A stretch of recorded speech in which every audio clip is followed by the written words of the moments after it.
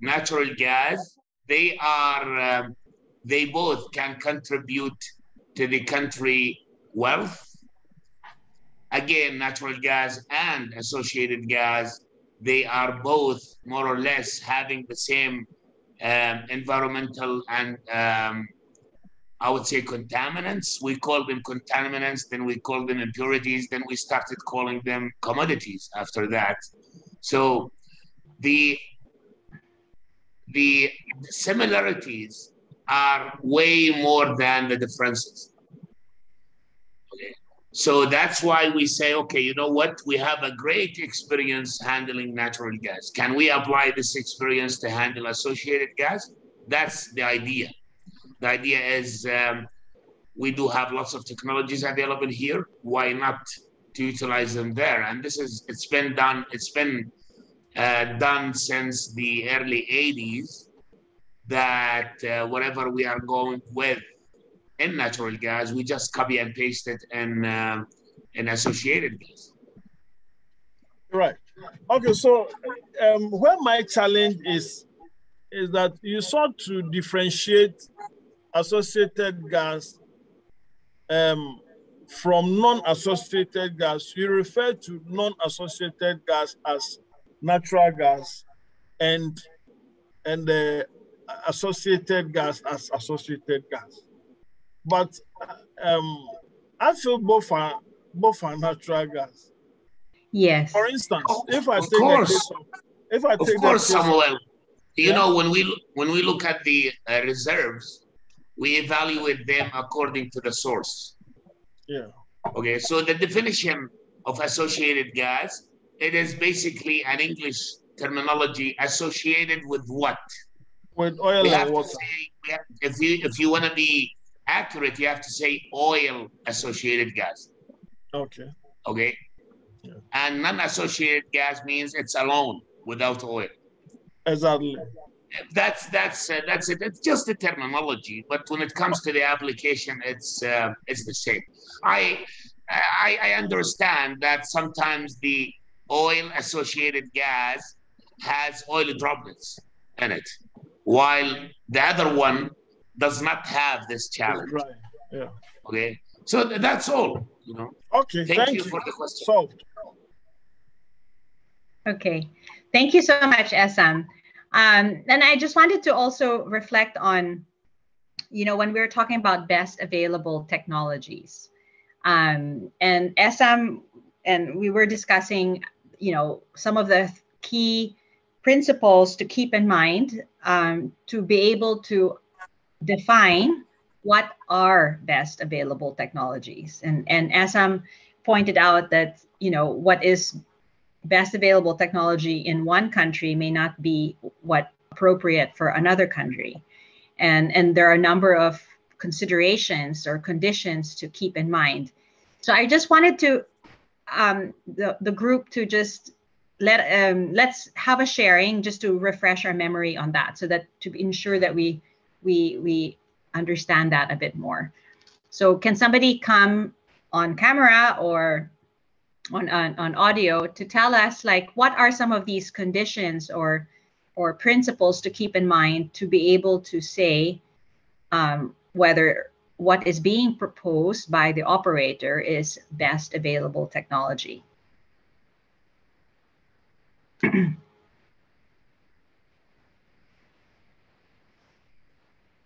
We'll put that next time in our pop quiz. But so it was there on the sticky note. It was like a big one, if everybody can remember it. Great. I can say, speaking Mahmoud, I can say best technology is the one who can have when you need it in terms of safety and against environmental impacts. Like, for example, what happened when it happened a GOM or the BP disaster, you know, that time it was gas explosion and you needed some safety to hinder the blow up. So maybe it's the one who have the efficiency and effective and when you need it to save people. So safety is definitely one condition that to be considered. Urias, you had your hand up. Okay, hello, Urias from Liberia. Even though we are not a gas oil producing country, but in my opinion, most as authority, if you have an operator proposing a particular technology, it will probably not be the best suited technology. So what you do as an operator is to conduct due diligence and see where you can categorize that particular technology of that operator. However, you have to accept what is best in terms of all of the effectiveness in terms of, because I'm sure, for example, you have the API, the American Petroleum Institute, which says stand up for different things. So you will have to consider to look at what is internationally accepted and see whether the operator criteria actually fall within the API standard. So most of you use that as a standard reference to always regulate some of your activity. So that would be my own. Thank you.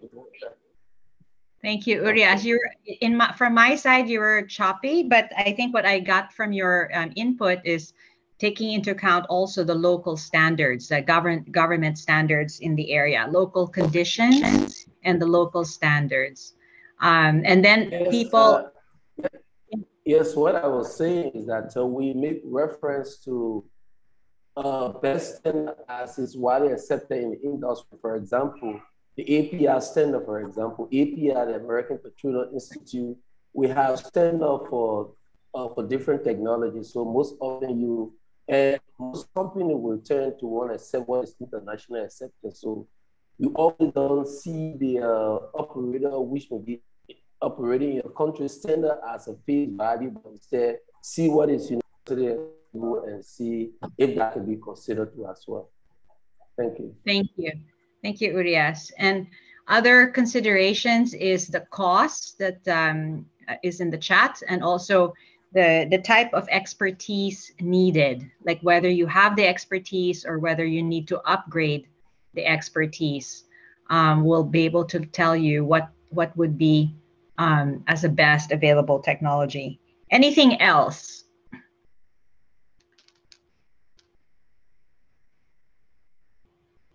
Sam, what would you add? What would you add to this discussion?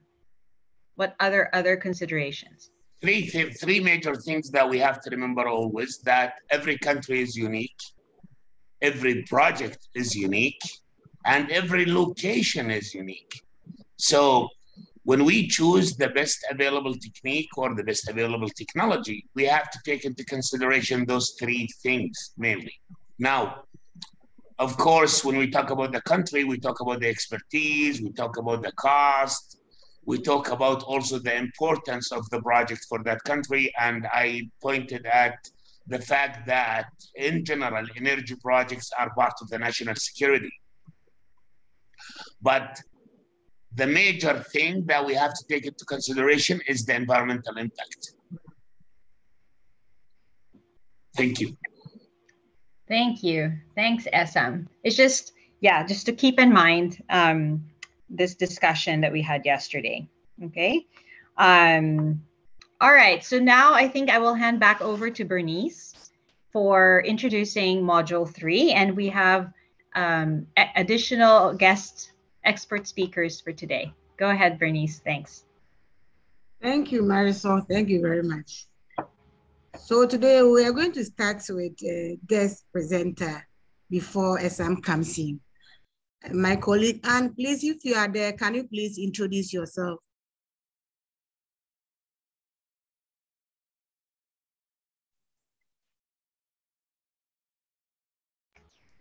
And Gretza from the Norway. Yeah, check. You might be. She might be muted. Yeah, please check your audio. We can't hear you.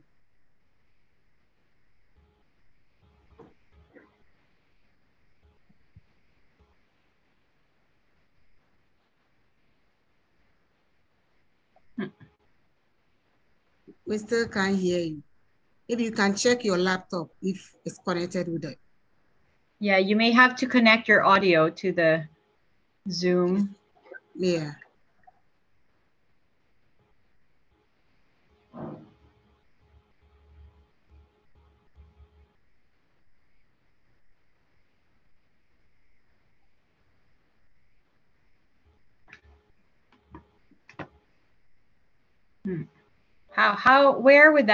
Where can she go on the platform itself to connect to the audio? So where the audio sign is. Where is that? The audio sign before the video. So it's the first like bottom left where the microphone's on your left logo is that. Logo.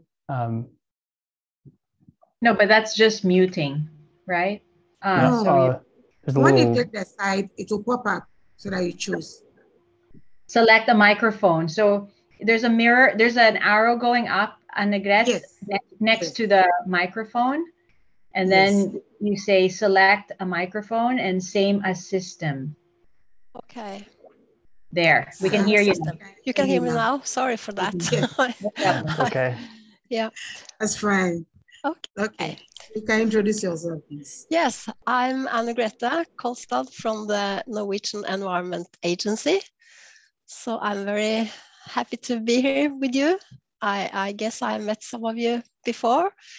I recognize some names and faces. So I'm looking forward to this third day of the webinar. Okay, thank you very much. Please, you may share your screen to start with. You want me to start now, or is it Esam? Yes.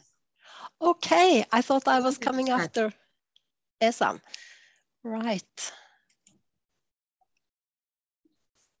Just to shake things up a bit, we asked you to go first. Yeah. Yeah, ladies first.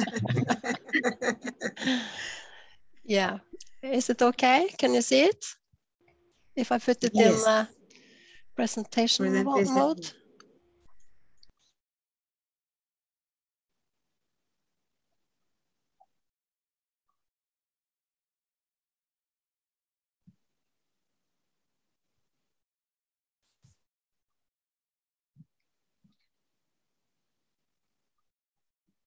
Does it come through? Not yet. Oh, it says I'm sharing. Yeah, you are sharing. We see your screen, but you just have to put it in presentation mode. We see your screen. Well, I think she did put it into presentation mode, but she may need to share another screen now.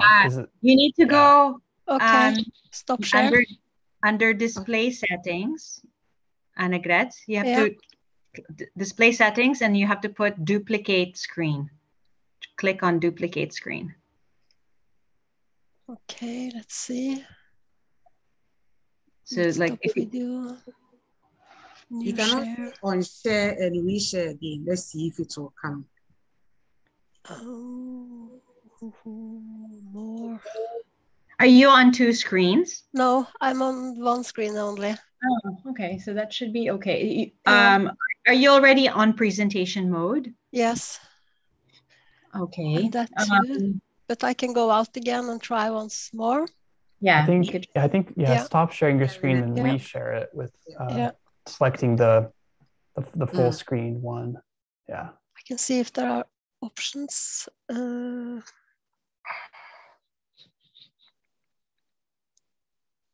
Should I share again? Yes, you can share. Yeah. Okay. I hope this is right on. Yeah. Perfect. Great. Okay. Yes. Okay, so I just start. Yeah, very good. My presentation will be about regulations in Norway then. But I start with saying that international regulations in this sector have historically aimed at reducing VOCs, NOx, and sulfur dioxide, both for the protection of human health and vegetation. But today, regulators and industry focus on the emissions of climate gases, which are more or less invisible emissions and have therefore not been so easy to understand, neither their origin nor their significance. Many of you have taken part in webinars where the emissions of methane from the oil and gas sector have been the main topic. And although I have tried not to make methane as the focus of my presentation today, the thing is that if you regulate methane properly, these regulations will also reduce emissions of other substances. For example, if you are doing leak detection and repair for methane, you may achieve control with, for example, benzene. I was indeed delighted and inspired by Esam's presentations during this webinar. He has shared with us a very optimistic view with regard to solutions to all waste streams. And Canada is often in front in environmental thinking and new approaches. And I think there is a lot of things to take home from his talk. Hello, Anne, please, 1 minute. Are you still on the first slide? Yes, I am. Yes. Okay. Okay. So, right. Yeah, right. But good that you reminded me to come on. Yeah, okay. So in Norway, we have 5 large onshore gas processing plants for the processing of natural gas from the offshore gas fields.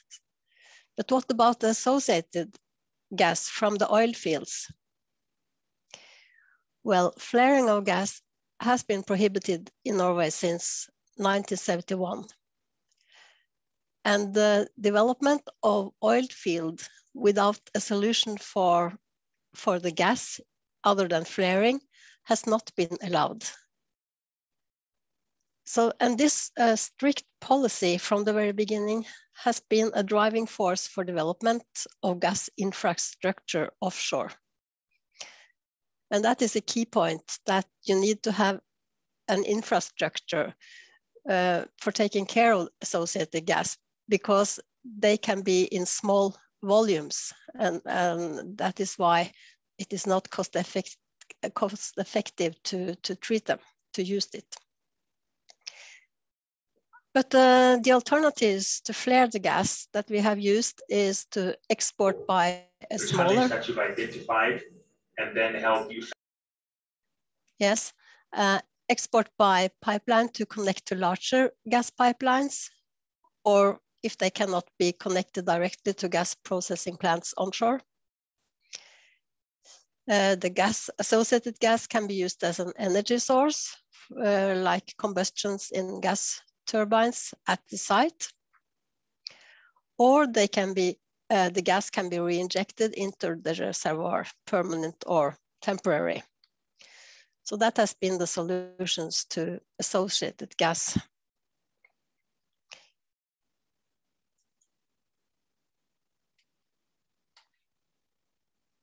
Yeah, the flaring history in Norway, as I said, it has been prohibited, but flaring is still necessary for emergency and some maintenance operations. Actually, the petroleum authorities issues yearly permits for a certain amount of gas to be flared for such purposes. And we have had the CO2 tax from 1991, and later also the ETS quota system, which provide incentives to further reduce flaring. So although flaring is now limited to shutdowns, startups, and pressure relief for maintenance and process disturbances, there is still potential for further reductions.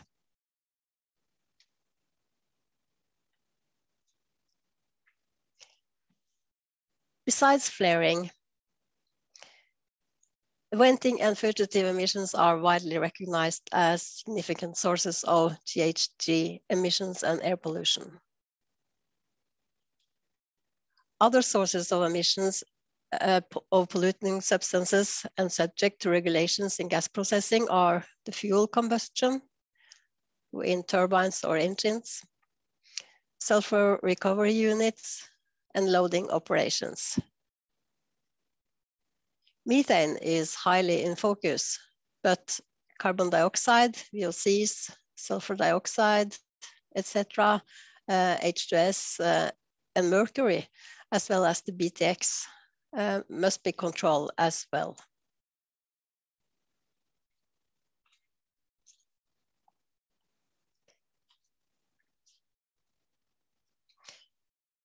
We have available in Norway a set of regulations and economic instruments for keeping low emissions.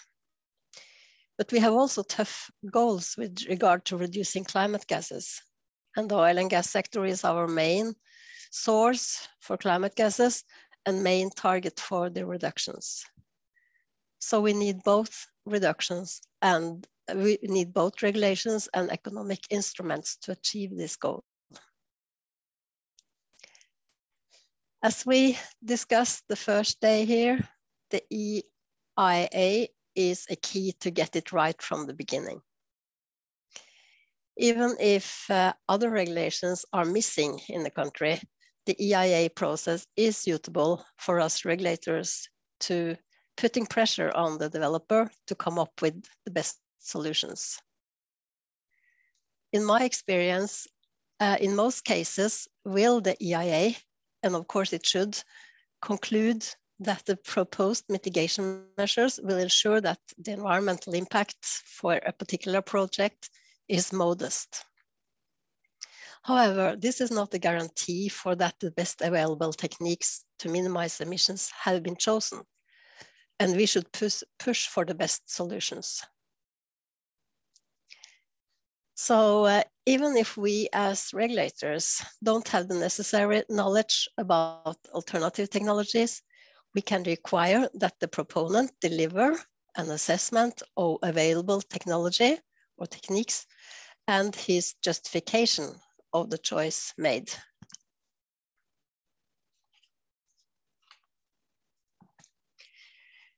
What else comes in handy in our regulatory system is the HSC regulations. These regulations stipulate general and basic requirements for the operators in all phases of the oil and gas industry. They establish principles for environmental management, responsibilities, including contingency plans and documentation, and it is convenient and efficient for the operators to know these requirements prior to planning projects or activities. A general rule in our regulations is that they are not prescriptive, but performance-based. We do not prescribe a certain technology. I think that is, common these days, that we do not do that. Similarly, we have also regulations on waste, and that these regulations apply for all sectors and are also common in Europe. And it's it is very convenient for us just to refer to these waste regulations rather than stipulating conditions on a case-to-case basis with regard to managing the waste and where it should be delivered. We have also economic instruments for dealing with carbon dioxide in addition to the emission trade system. The costs for buying quotas for CO2 emissions are increasing heavily these days and will result in measures being implemented to reduce emissions, which is the purpose of the system. And finally, we issue an environmental permit for the actual operations. in this permit, we detail some requirements, in particular on chemicals, and also plant-specific emission limit values, if not regulated otherwise.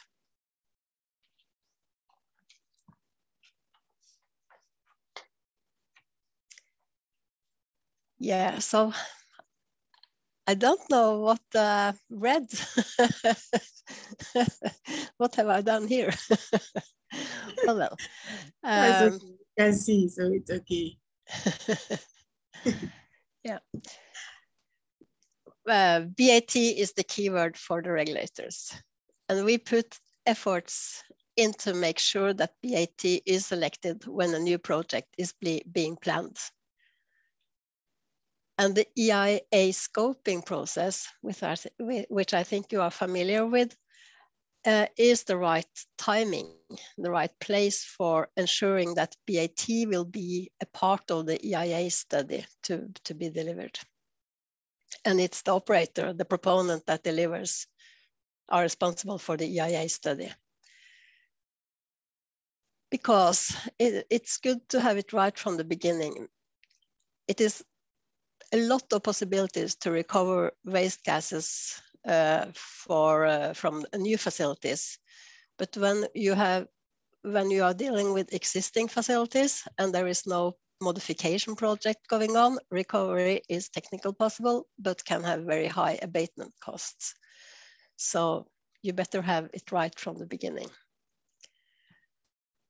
And I would like to, since we discussed BAT earlier today, I will just underline that techniques, also like Esam said, it includes both technology, but also the way in which the installation is designed, built, maintained, operated, and decommissioned. So it has more to it than only the actual technical device for a certain operation.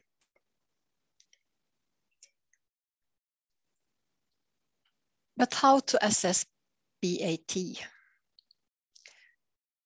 As regulators, we cannot have the full overview of available technology techniques, and neither has the project planners.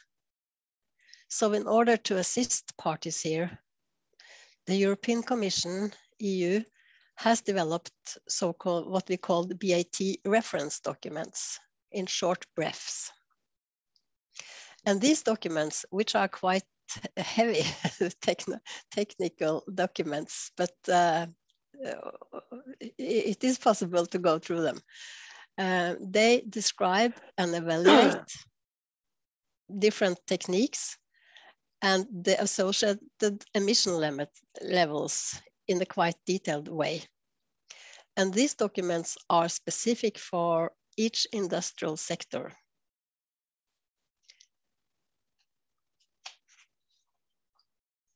There are BREF documents for refineries, and that particular document includes also gas processing.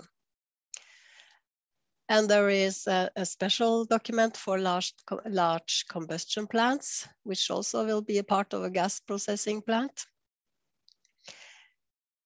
For exploration and exploitation of oil and gas, there is a quite new document which is slightly less technical than the other BREF documents, but it's still very useful. The reference is on this slide. And the document contains a lot of more detailed reference material, but I think it is a valuable document for you to look into. It's not so difficult. There are other technical guidance document also on what is BAT. For example, the Climate and Clean Air Coalition and the Oil and Gas Methane Partnership has issued a lot of technical guidance documents. This one here is on glycol dehydrators in particular. So they can be quite useful, and these organizations are very eager to have these documents spread and distributed and used.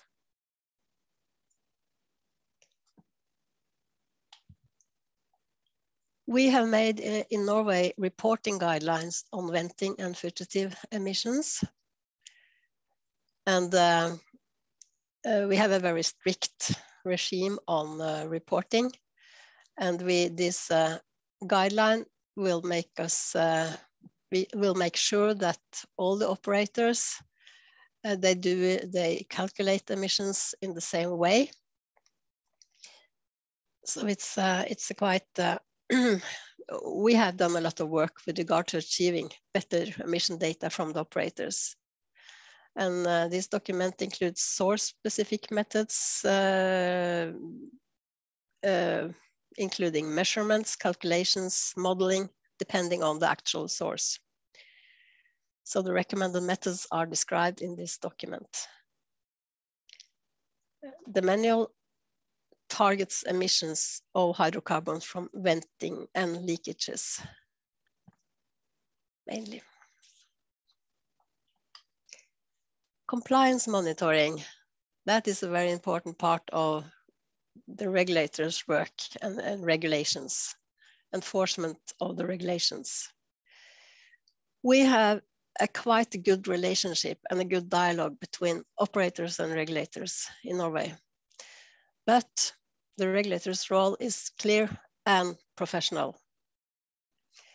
We do not mix the roles, even if we know, if Norway is a small country and we always meet somebody we know at the other side of the table, but we still strive to be very professional in our role as regulator.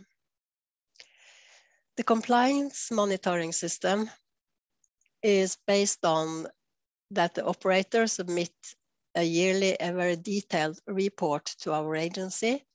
And this report comprises emission inventories, results of monitoring and measurements being done, inventory of chemicals and energy consumption, and also about a record on non-conformity incidents and more stuff.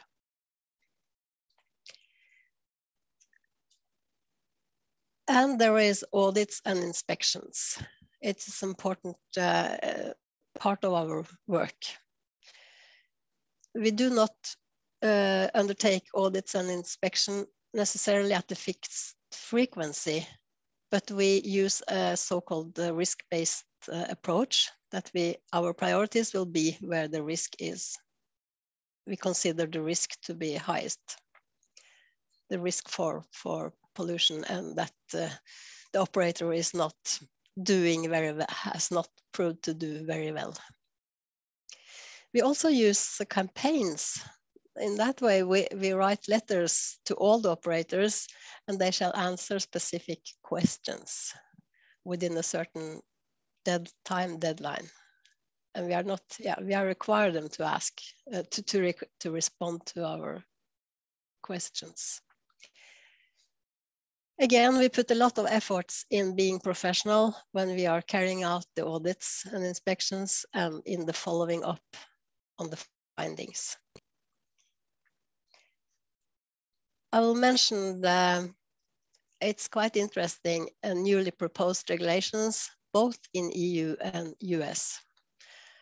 And the purpose of these regulations, they are separate regulations, but they are quite similar. What I think EU has been inspired by the US in this case. The purpose of the emissions, of the regulations, is to control emissions of methane from crude oil and natural gas extracting and pipeline transport of natural gas and distribution. The regulatory approach is a very strict regime for the operators to undertake leak detection and repair, calculations and reporting, verification by measurements, for example, optical gas imaging cameras.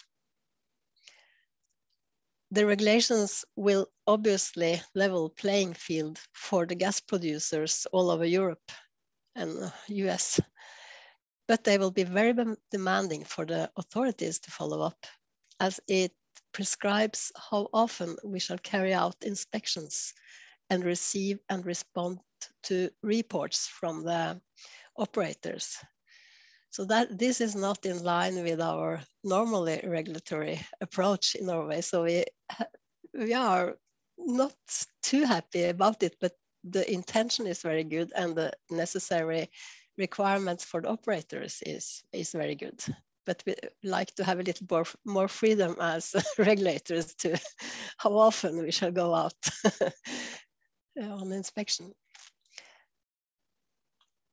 So here are some examples of our regulations of NOx and SOx emissions to air.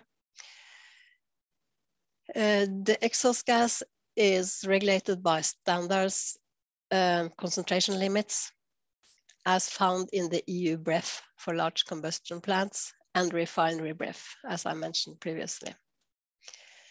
BAT is low NOx burners for boilers and dry low NOx emission DLA gas turbines for new installations. And that is a fact.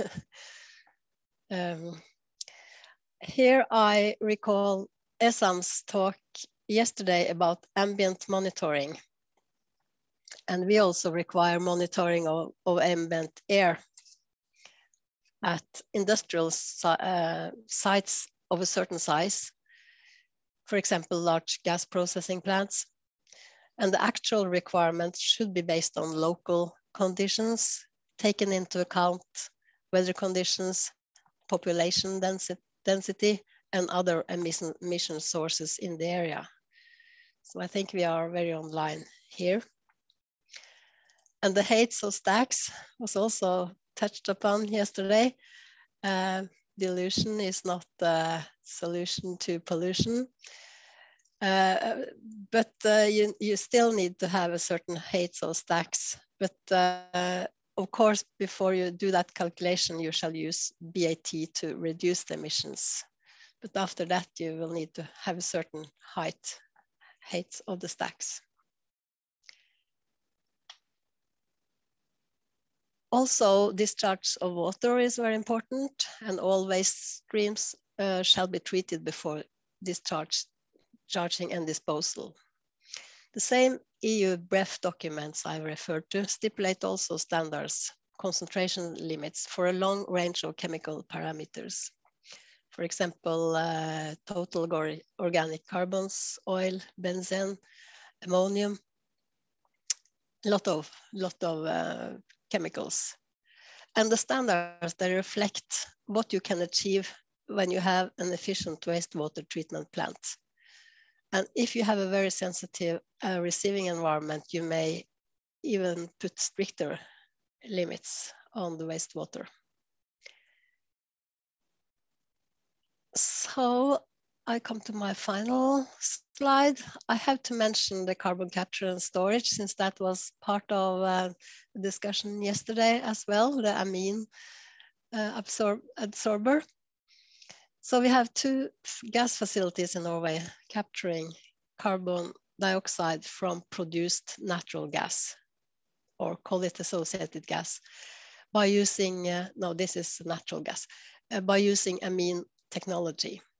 And the captured gas CO2 is disposed in geological formations below 1,000 meters below the seabed as the final disposal.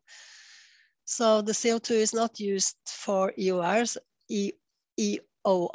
so it has no value. It's merely a way of getting rid of the carbon dioxide so that the operator doesn't have to pay the CO2 taxes for it, and it looks good on the national inventory of emissions of carbon dioxide. So by this technique, 1.5 million tons CO2 per year are geologically stored instead of being emitted to the atmosphere. And there will be more of these CCS facilities in the future. Yes, that was all from my side now. Thank you. Thank you very much, Anne, for your presentation. Thank you so much.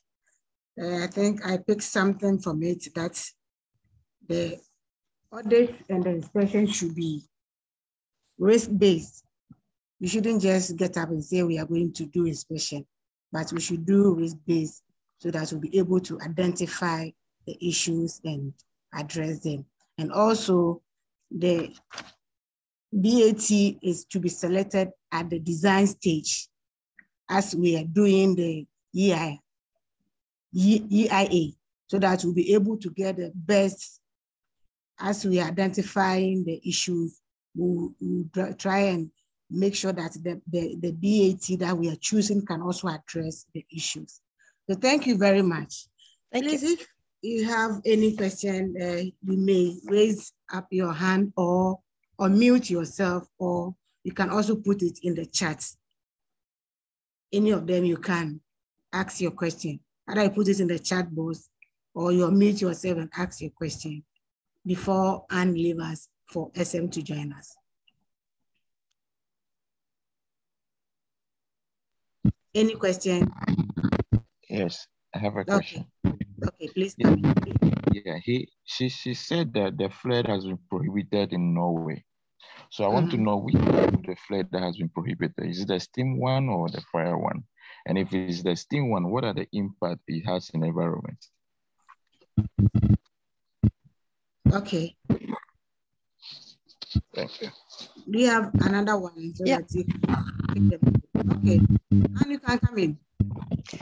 Yeah, I'm not sure if I got your question correct, but it's the operational flaring, the routine flaring that is forbidden. So it is still allowed to have safety or emergency flaring to a certain amount per year. But now it's new plants will have closed flare so that they are recovering the flare gas, and very seldom will need to actually flare. Okay. Please, are you okay with the answer? All right. I have a, John, you want to come in? Hello, John. Do you want to ask a question?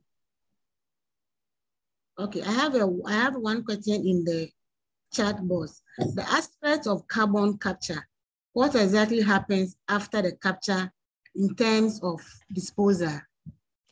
Yeah, the CO2 from the amine unit is compressed.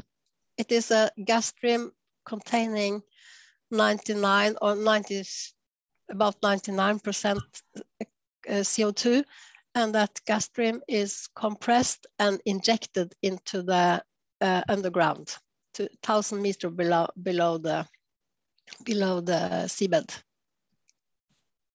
Okay, thank you. Someone also wants to know more about, you say if you can elaborate more on carbon capture mechanism, the mechanism. Yes, the reason the natural gas contains CO2 in the concentrations of between 6 and 9% of CO2, and that is too much for having it into a processing plant or for to export it as a sales gas.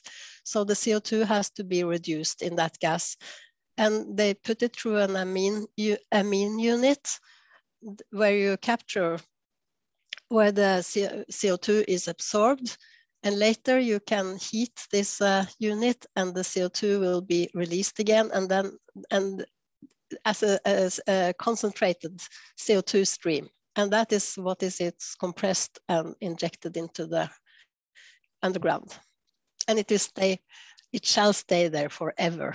That is the point. Yes. All right, thank you. And someone also wants to know, so from the presentation, you stated that 1.5 million tons of carbon dioxide is displaced yearly. Is there a maximum limit for carbon dioxide injection per year? Do you have a limit cap on it? Yeah, actually, it has been considered that this reservoir will have the capacity for receiving this amount. So it's designed. It is designed the whole system for that amount. So it is also a limit. Okay, thank you. And I think the last one, We want to know about the carbon capture through amine technology. Yeah, I think then we will have to send a link. Okay. Yeah. Okay. All right. Is there any question for Bernice? I'm also sending a handout talking about this. Okay. Thank you. All right. Okay. Yeah, Canada is also great in this. Very good. Okay. Gaspar, please, you can unmute yourself and come in. Thank you. Good afternoon. Yeah, I would like to know what is the implication in the future to store this amount of the quantity of CO2 in this geological formation, regardless the depth of those structures. Is there any consequence in the future if the answer is true? I would like to know what implication or what consequence can be to the environment to store this amount. Yeah, there should be no. It has been studied a long time in advance how this CO2 will behave when it is after it has been injected.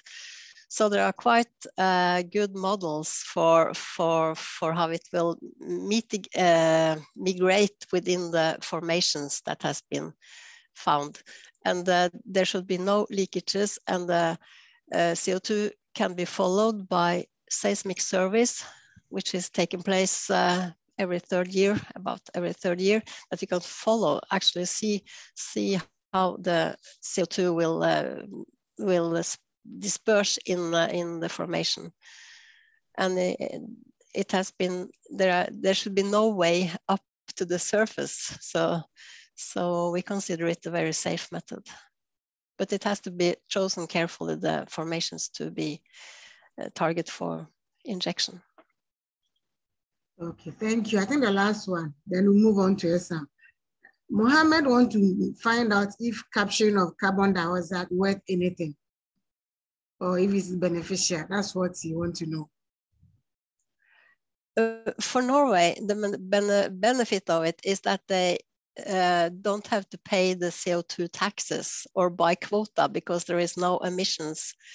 Otherwise, if they had let it out to air, it will be very costly for the operator because of the taxes and the quota system. In Essam's place, I think he can sell the captured CO2, but for EOR purposes, but we haven't that system. So it's a saving of costs for the operator. Okay, I think Essam wants to come in. Yeah, actually in Alberta, we cannot find enough CO2. Thank you. Okay, so because of time, let's move on to Essam's session. Thank you very much. And Essam, please, you can come in.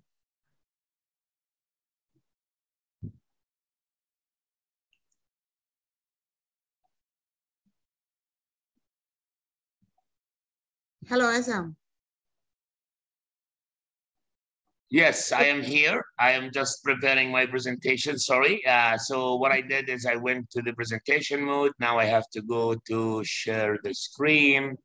Let me see how am I gonna do that. So share screen, and I guess I am on. What do you think? Yes, you are on. Yeah, yes, looks good. On.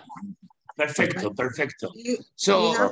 You have to in the presentation mode. It is not. Yeah, but you have to, I think, two screens. So go to display settings, and duplicate screen, Essam. Display settings.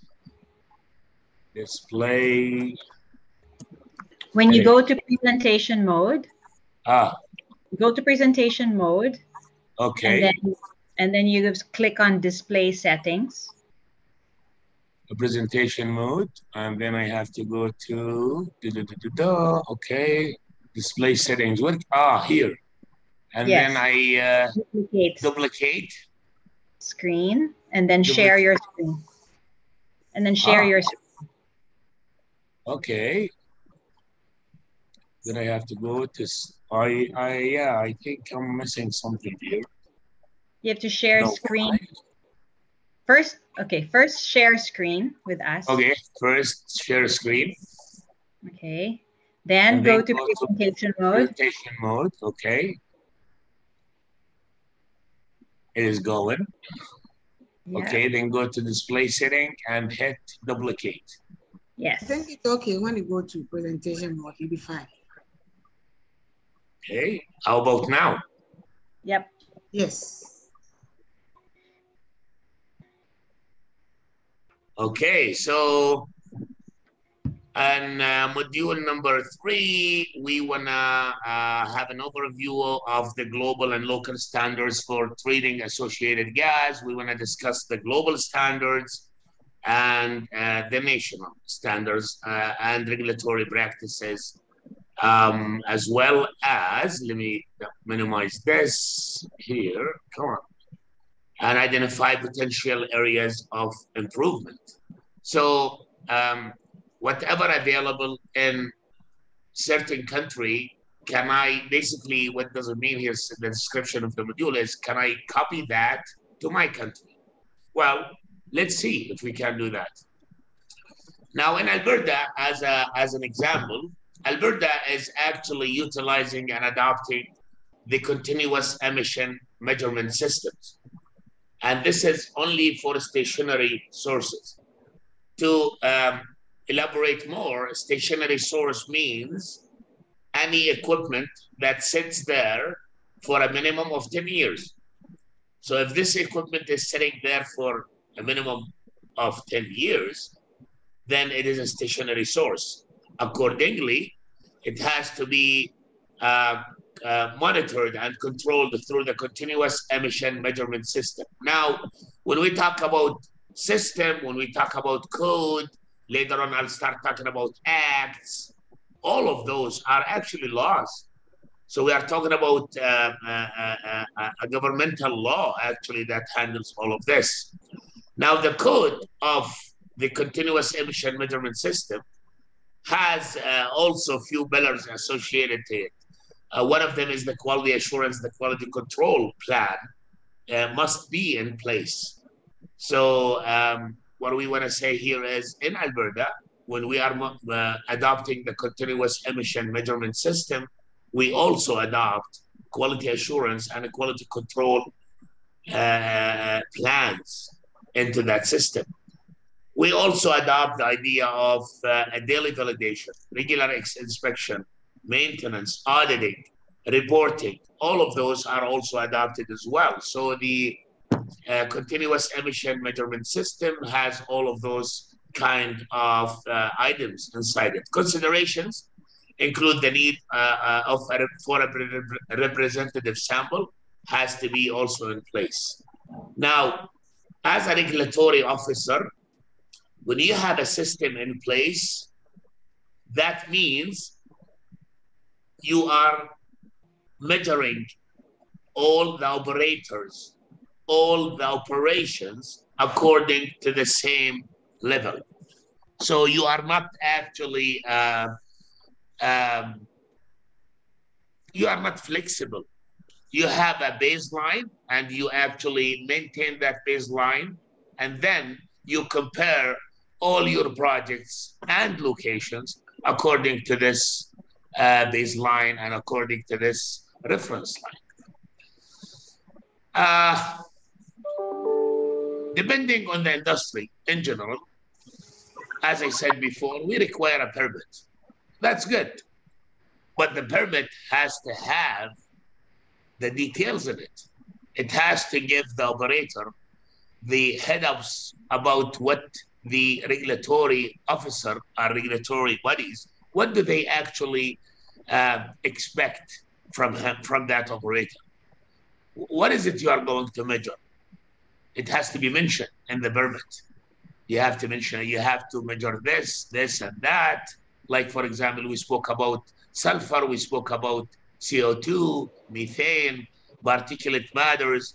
all of those has to be mentioned in the permit. So the permit is not a piece of paper, one piece of paper that says so-and-so operator is permitted to do 1, 2, 3, 4 in a certain location. No, it is more than that. It has to set the standards and the procedures, and it has to set also the requirements from that regulatory body. Then the operator and the regulatory body, they are all on the same direction. The permit also determines how do you report, okay? And also mentioned about a system, a reporting system. Yes, we do have the same in Alberta. There should be a way to report whatever the permit needs. For example, the permit is saying, Mr. Operator, you have to measure CO2 every day. Okay, wonderful. How? Well, you have to choose. The permit has to tell the operator as well which method to use.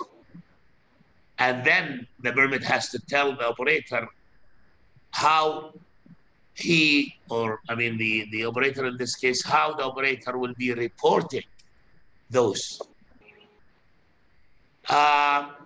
Also, the permit has to say what kind of standards they are looking for. If you guys remember, we said the commodities are measured either in part per million, that we can also measure them in tons, kilograms. Okay, what does the authority, the regulatory authority, what do they expect to be measured, and how do you report it? Are you reporting it as a percentage? Are you reporting it as part per million? Now, do we do an audit? Like, how do you make sure as a regulatory body that the operator is basically doing what agreed on in the permit? So do you need a third party validation, auditing, maintenance? What do you need? And how often?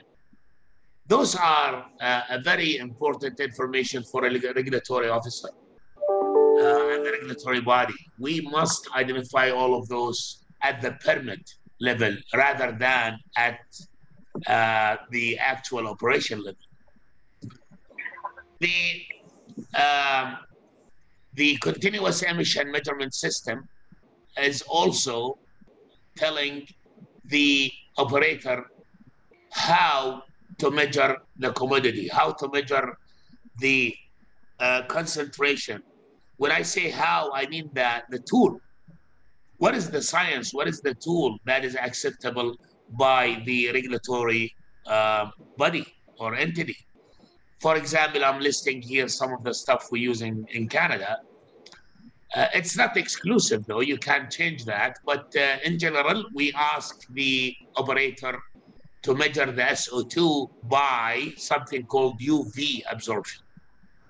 The NOx by the absorption or the chemiluminescence. The CO and the CO2, there is a technology called NDIR. Opacity is used for particulate matters. We are not telling the operator where to buy those devices. No, as long as the operator is following the permit that we gave him, we are fine. All what we need is measure this contaminant this way by this tool, and this is how you report it to us. So the permit in this case is more or less an agreement between the regulatory body and the operator, in which the regulatory has to tell the operator what to measure, how, when, how to report. All of those details must come in the permit as well. This is what we call it, continuous emission measurement system. Okay. Now, one more thing to say is when we say the word continuous, that means we are expecting the operator to measure those values always. Continuous means within a certain period of time, always we have a reading, we have a value. And this value has to be reported to the authorities. Why are we doing that? Like, why do we care about that? Why not to tell the operator, listen, measure it once every week, and we are okay with that? Well, this is a process, and the process has upset conditions. So it's not always the same. It will go up, it will go down. Now, when I look at the report that comes from a certain operator, and I will see that sulfur content is more in so-and-so days, in so-and-so time, that means it gives me a clue on what's going on in that facility. Why at that time we are always finding and seeing high sulfur values? Why? Is there should be a reason for that.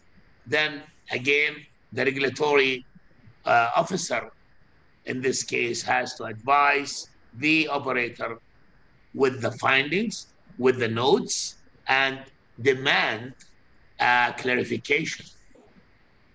In this case, you are applying a full monitoring process for the operation itself to make sure that nothing is going right or left during the day or during that period of time. How do you sample? Like, how do I take a sample? All of this has to be mentioned in the continuous emission measurement system according to the authority, whatever you are adopting in your country. It has to be referred to in the permit as well. So we need to tell them, listen, you have to do the sampling for H2S by the in situ measurement or by the extracted measurement. What is in situ? Well, in situ means you have a probe sitting in that particular place always.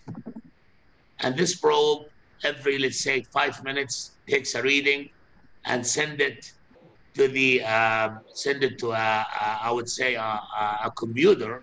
And this computer will record it. And then at the end of the day, or at the end of that particular period of time, all of those readings has to be reported to the regulatory officers. Measurement, how do we do the measurement? Where is exactly I'm putting the probes? All of this is mentioned, I mean, in Alberta, it is mentioned and under the SEMS code. So again, let me remind you and remind myself that the word code means law. Okay. The extractive method is also recommended. Look at this diagram. Let's have a look at where my mouse is. In situ point analyzer. Okay, so here we have the continuous measurements by having a probe or analyzer all the time sitting in that particular location. The other technique, if you look down here, is the extractive analyzer. Means I will take a sample, then I will run tests, and accordingly, I will report.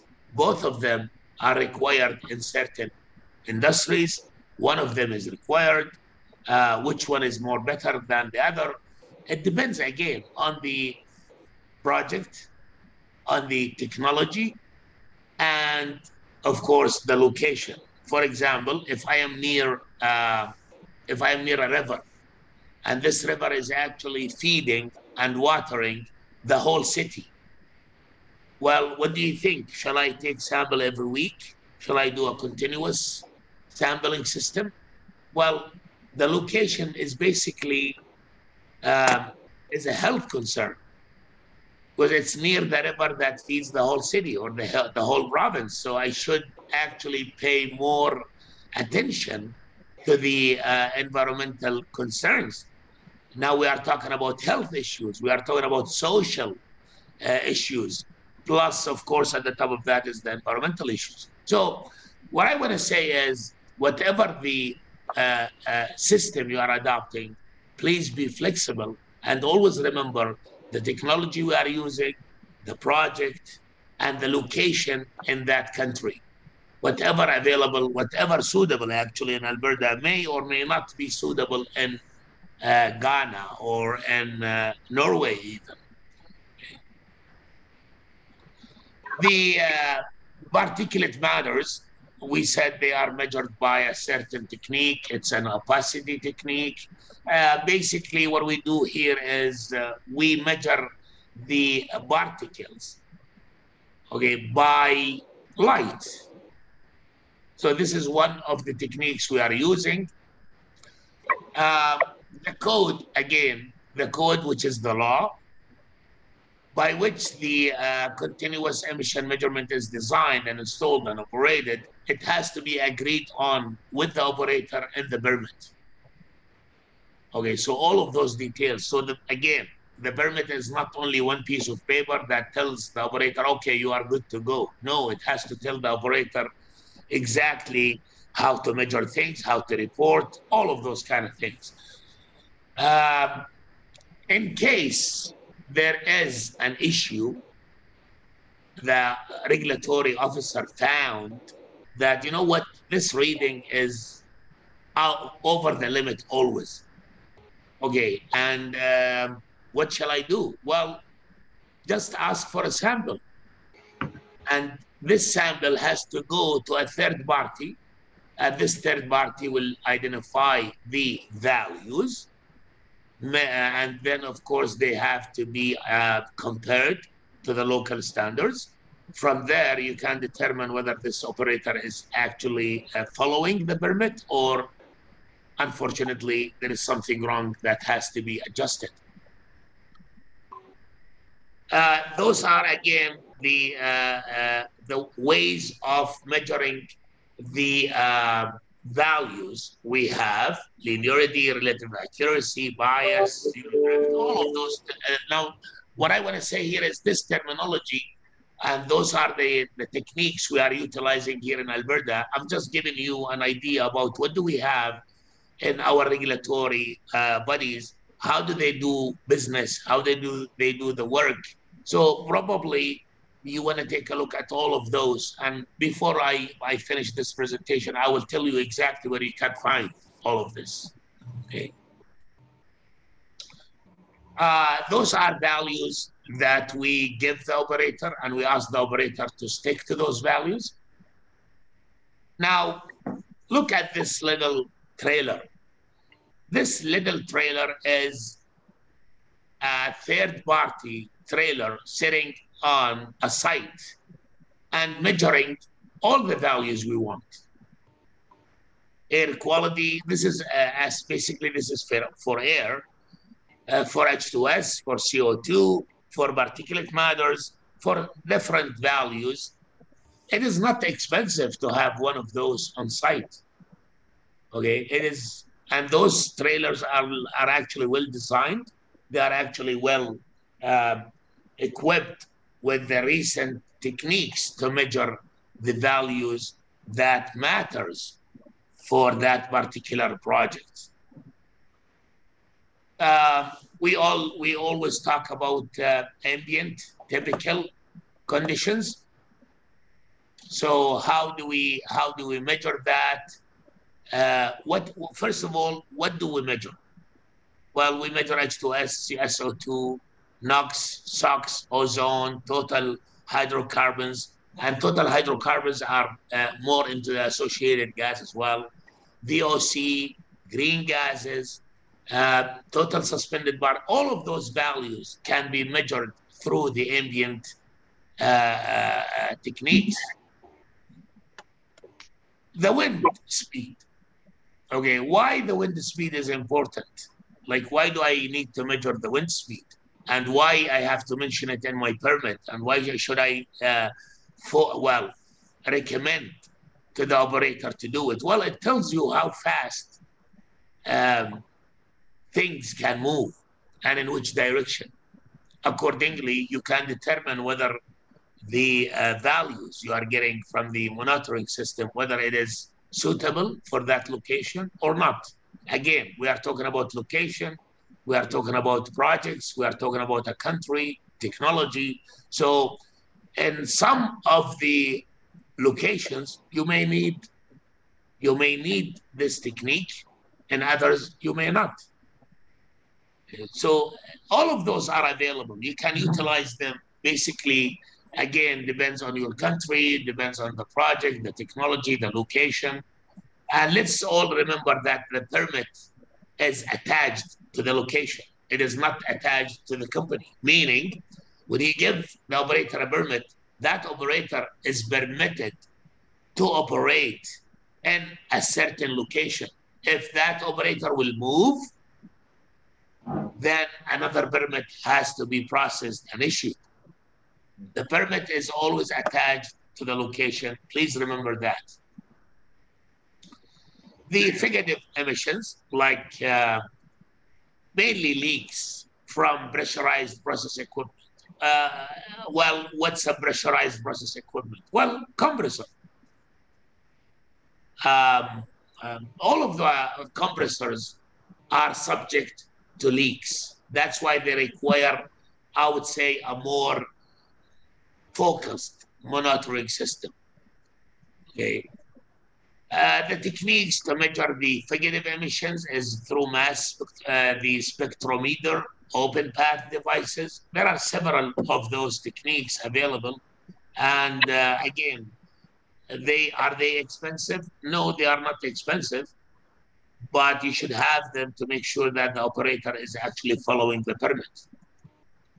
Acid rain, how is it formed, the chemistry behind it. Of course, we are all familiar with that. I'm not going to go through them, but I just want to, the reason why I put the slide here is in most of the countries that I'm aware of, they think that acid rain is always there, cannot be prevented. Okay. What am I going to do about acid rain? It is always there. It comes from the cars. It comes from power generation. So why you are focusing more on the oil and gas industry and mainly associated gas? Like, how can I tell everybody that associated gas is not similar to any other technique? It is not as the power generation activity. The associated gas may have more sulfur in it than any other process. So in this case, the acid rain will be very important to take care of. Again, where is the location? Am I near a river? Then if I have the acid rain coming down to the river, it will end up in every house in the city. Now we are talking about social, we are talking about health, and of course, at the top of that, we are talking about environment. Sulfur emissions in general, they will form some psychological effects, some health concerns, social. Of course, the operator needs to know that if he releases sulfur to the atmosphere, then he will get it back in terms of corrosion. Okay. So it's actually for the operator's benefit, as well as the country benefit, as well as the people benefit, to stop sulfur emissions, mainly. Nitrogen oxide. Nitrogen oxide can have different effects. That's why we care about that particular contaminant. There are lots of solutions how to capture nitrogen and what do you do with it and how you can utilize it. I think module 2 was full of those alternatives. The most important thing here, if you guys remember the smoke is a word that was derived from smoke and fog. And if you guys still remember the picture in module 2 where we shot the city of Calgary with all of those fumes at the top of it. And we said smog is a problem. Because if you guys remember the clever person who decided to build a taller stack, and he said, you know what, let's send it to the high level, and then dilution to pollution is a solution.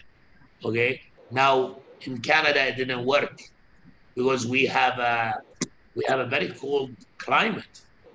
And all of those, I would say, pollutants, they will come back.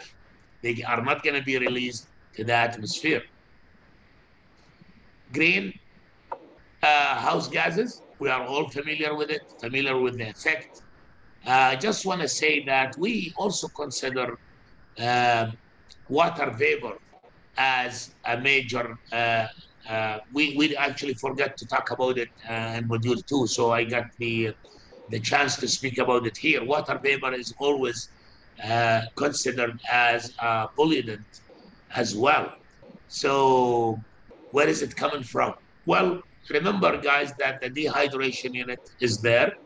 Dehydration means I remove water. Also, the amine unit is another source of water vapor as well.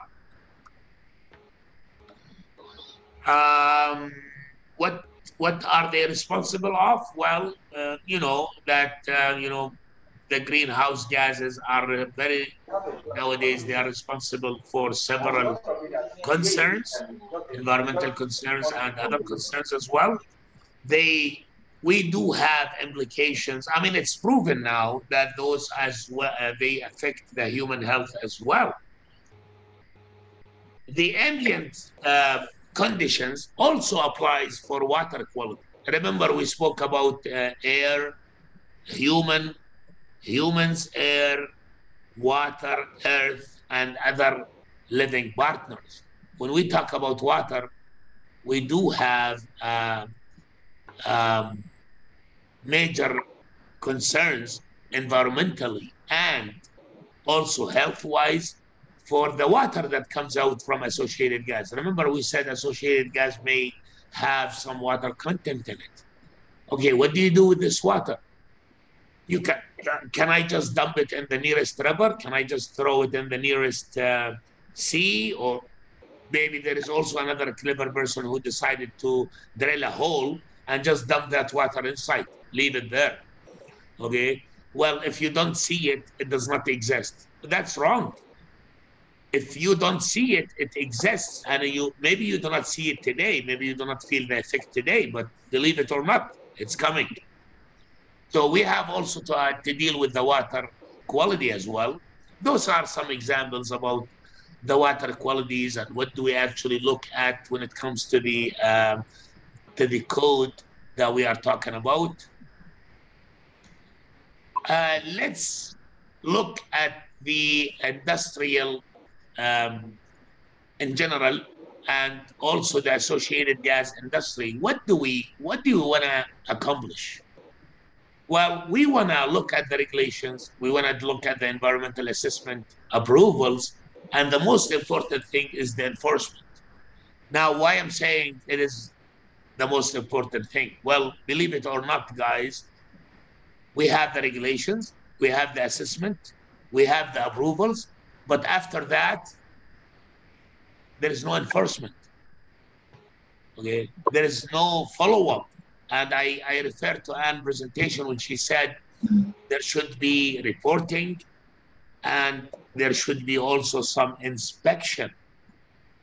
Okay, so site inspection is very important, whether you are talking about ambient, whether you are talking about continuous, it doesn't matter. You have always to inspect that the site is following the agreement.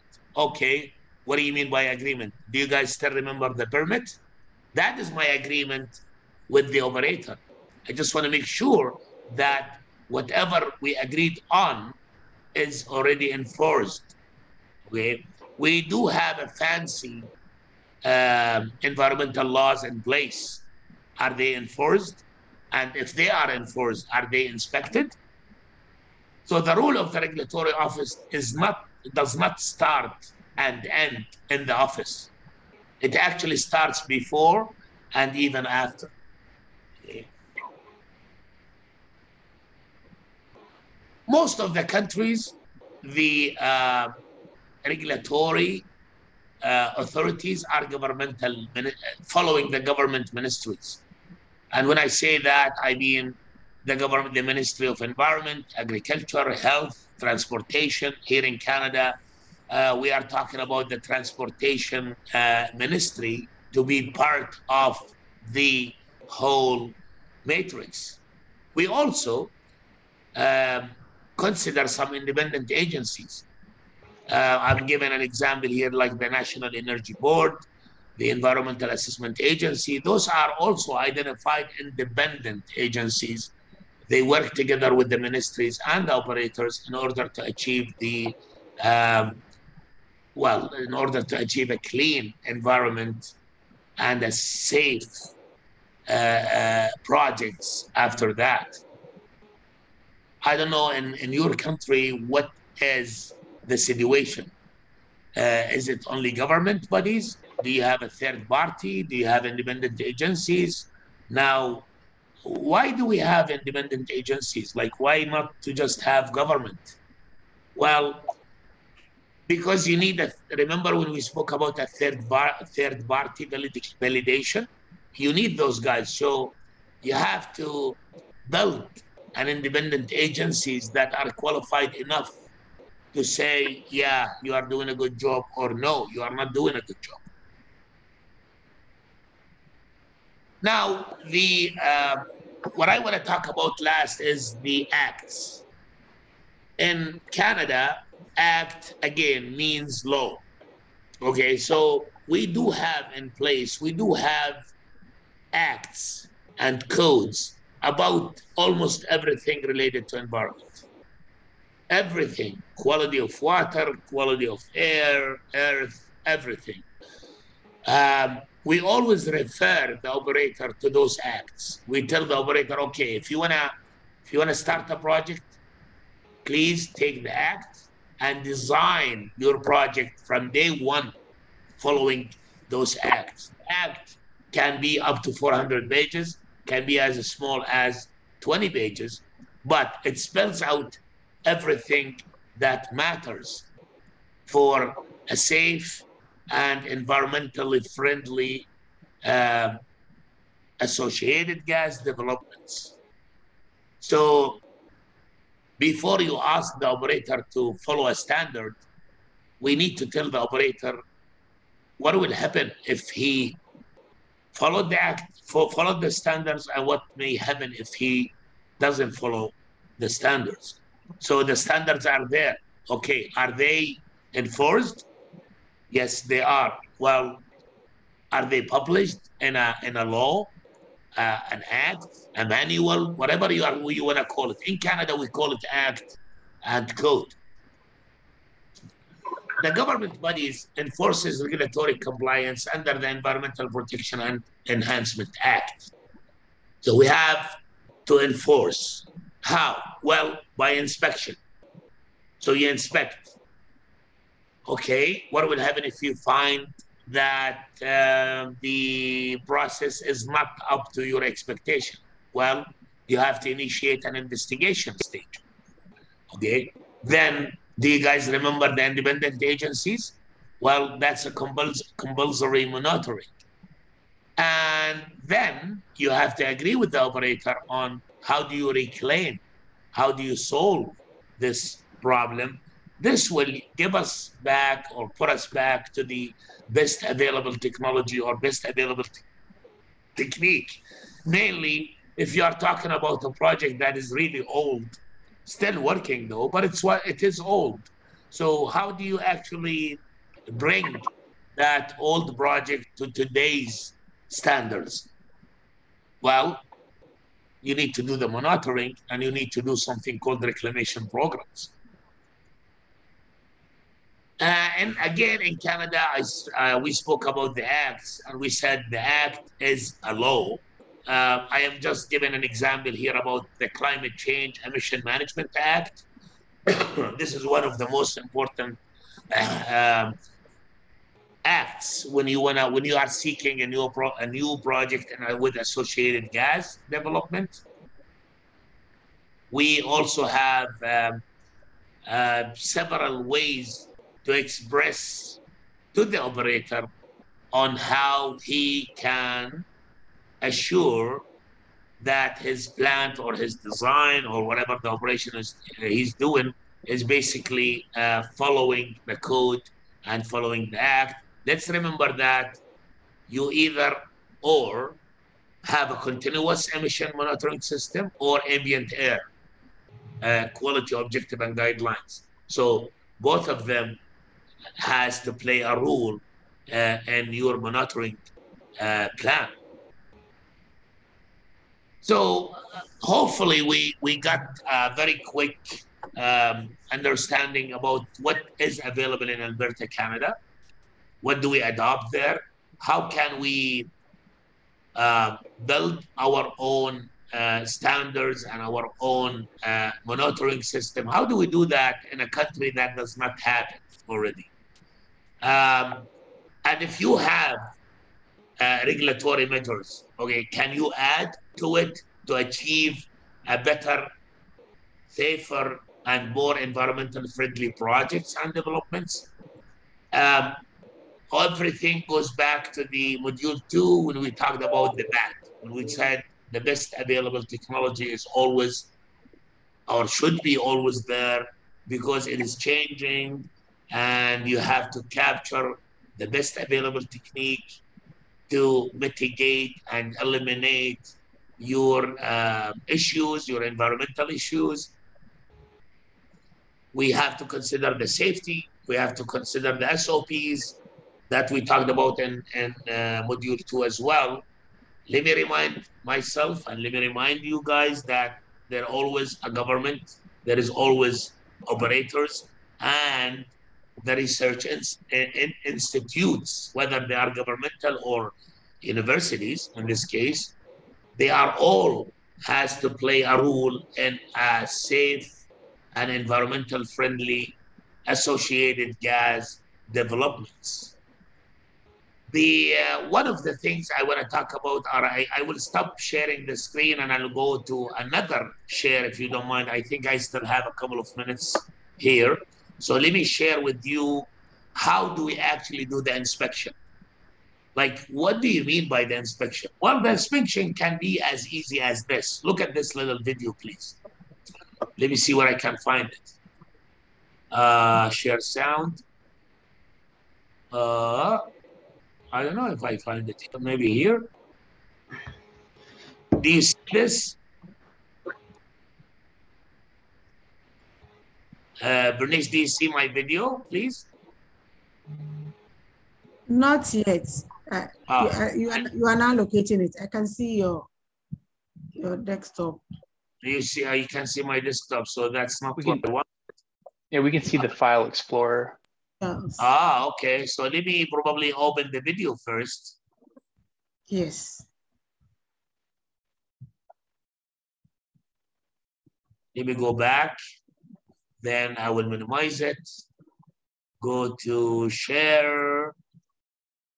Okay, I cannot see the video on my shared screen. Okay. I don't know why. But anyways, what I wanted to show you guys is actually a regulatory officer visiting a site to verify and inspect that this site is following the permit or following what was agreed on with the operator. Anybody can help me? How can I actually share a video? So are you sharing from YouTube? Maybe files, I don't know, basics. I don't see it. Hello, yeah, I don't see the video. You don't Sorry see the about video? that. Oh, okay. Have you saved it on your desktop? It is already saved on my desktop. Okay, so open it first. So you see my desktop, I believe, in front of you. It is this video. Yes, try to click it now. Try to click it now. To try what, sorry? Try to click on it. I am clicking on it. Do you see it? Do you see that video in front of you, or? We hear the on. We hear the sound. But what about this? So I think you should open it before you share. Well, this is what I did. It's actually, if I want to stop sharing, I'm sorry about by the noise, it looks like the video is already open. Can you minimize your Explorer? Okay, I will open the video And then I will go minimize my Explorer. So let me minimize this as well. I am back to the main screen. So do share screen. The issue is I cannot see the video on the list of files that I can share with you guys. It could be a bandwidth. It could be a bandwidth issue. Anyways, the idea, Marisol, was to show that there is a regulatory officer going on site. He has a tool with him to verify the numbers that the operator is sending to the regulatory bodies. So it is part of the inspection technique, and it is agreed, should be agreed on with the operator, that the regulatory body has the right to send an officer, whether this officer is coming from a third party or whether this officer is actually coming from the same regulatory body. They have the right to do that, let's say every so-and-so days, months, hours. It's up to that particular regulatory body. Let me remind myself and let me remind you guys that the project location, the technology, the country itself, they are all unique. So we cannot generalize. I cannot say, well, I'm sending or I need to do the inspection once a month. Well, once a month maybe is suitable for a certain location, but in another location, it has to be once a week. Okay.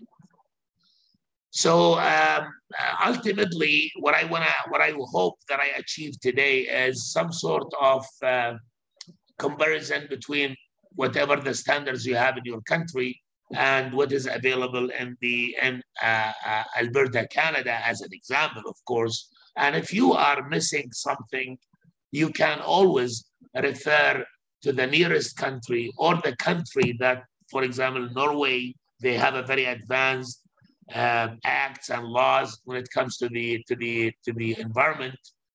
Let's always remember that the regulatory body is not policing, is not controlling in a bad way, but it is your job to make sure that everything is done right from the first time. Appreciate it, and I'm sorry about the hiccup of not being able to share the video, but maybe we can put it somewhere in Google Docs, and Taylor maybe will help me with that and see if you guys can see the video individual. Thank you, Bernice. I'm giving back the mic to you, please. Thank you, Sam. Thank you very much. Marisol, please, will you come in? Yes. Hi. So I think there are a lot of questions now that has been generated, actually, also coming from the presentation of Annegret as well, about inspections and auditing, and maybe let's kind of take a step back and just get our feedback from Annegret and Essam about, you know, how does that work? How is the environmental compliance monitoring organized, and just tell us how it's supposed to work and how it. Annegret, I'll start with you. Okay, thank you. I think it's important for us to be quite clear that it is the operator's responsibility to ensure compliance, and it's important that the operator has in place systems for monitoring, etc., and so we can inspect those systems instead of going out doing monitoring measurements ourselves, because that is takes a lot of resources. So we try to put as much responsibility to the operator as possible. So yeah, so that's for one thing. I stop there. I also understood, I think in Norway, that you, for audits, which is more a detailed sort of inspection process, that you actually conduct these campaigns once a year on certain thematics. So maybe you could just give a sense to our participants on how you do that. Yeah, the audit is very much paperwork, or we have to prepare by asking the operator to send us a lot of procedures. For example, with regard to the leak and repair detection program. So we study that program, and then we interview people on site on whether they are really following up their internal procedures. So that is how we do it. So we don't go out with measurements, monitoring systems ourselves. We study papers and do interviews, and then so that is the verification part. So it can take up to 2 weeks with preparations, actually interviewing, and making the reports and findings available. Okay, great. I just turned off my video because I'm having some internet connection issues, but I can hear everyone very well. So I think this is the thing that we wanted to touch on, because it came up in the last 2 days as well, about the roles and responsibilities of the different key players here. So you have the operator and the regulator, and Essam made this point that you should try to also have a constructive relationship with each other, in terms of, you're not policing or you're not stopping per se, but trying to enable and get the best practice as possible. Essam, could you just maybe share from your own experience as well, because I think you've had enough experience in the operator side. How your perspective on what's the best balance between regulators and operators with regards to applying best practice? I mean, the operator and the regulator, they both need to understand that they are in the same boat.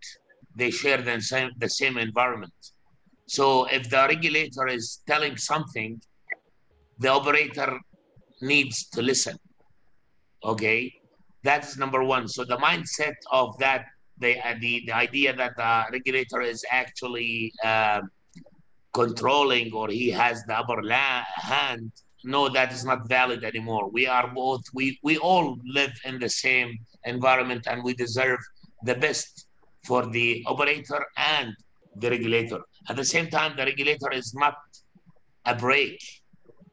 The operator is basically want to push the vehicle forward, but in a safe and environmentally friendly manners.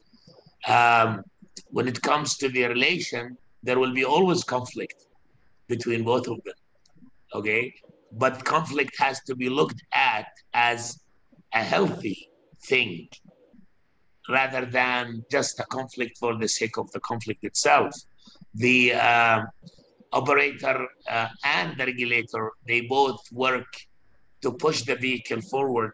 At the same time, they both care about the environment itself. So the relation between both of them has to be identified, well identified in the law, well identified in the permit, and the operator has to understand that the regulator has the right to come in and inspect that everything is going the way it was agreed on. The permit is an agreement between the operator and the regulatory officers, or the regulatory bodies in this case. Thank you, Marisol. Thank you, Essam. I mean, I think that's a good point to go back to, look at it as like a partnership agreement relationship. So I think that's a good point, basically using the permit and permitting conditions as as the main, basis of the agreement partnership, let's say. So are there any questions from the floor? I'm looking at some of the chat here, and if there's any other questions you wish to ask regarding, this aspect of sort of governance and regulatory practice around these issues, feel free to raise your hand. I don't necessarily see a hand raised. Could I add something, Marisol? Yes, please go ahead. Yes, just to say that it is not only the regulator and the operator. There are more parties to it. So as a regulator, I think we represent the community, the people, and so that we have a responsibility also towards the rest of the community, not only the regulator as such. Just good point. Yes, absolutely, absolutely. Good point. Like local communities, of course, also have a say, and I think we touched on that. Somebody touched on that yesterday about grievance mechanisms and public participation as well in the EIA process. So indeed, that is also an important aspect. Marisol, there's one question in the chat box. How is the wind speed and direction important in regards to pollution? I think this goes to Esam. So basically, the wind speed determines how fast those pollutants can travel from one location to another. And the wind direction, for example, tells me if I have a pollutant at point A, is it going to affect point B? Now, that puts us back to the project location. How critical is the location? Okay, and this is more into the social and health side, because for the environment, whatever the location is, we have to preserve the environment. But it is more into the health and also the safety of those pollutants. Where are they gonna go? Let's remember the smog idea. Let's remember the photo that we saw for Calgary, where it is covered with that fog and smoke layer. It's very important for everybody to know those pollutants, if they happen in point A, are they going to reach point B, and how fast, and what is the effect on the health and the social life around the project? Thank you. Thank you. Any other questions? There was a more technical question as well about the difference. I think it comes from Esam's presentation on quality assurance versus quality control. Do you want to elaborate on that, Esam? The difference?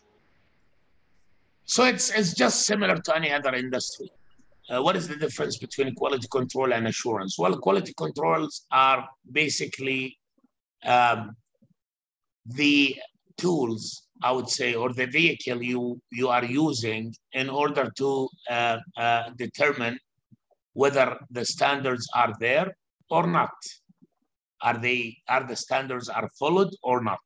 So quality control is more like the procedure. How do I do it? How do I make sure? Now, quality assurance is basically like an insurance plan. Like, is there a way to continue the standards, continue that the standards are followed? That's number one. Number two is it going to be always the case, or am I going to get it sometime yes, sometimes no?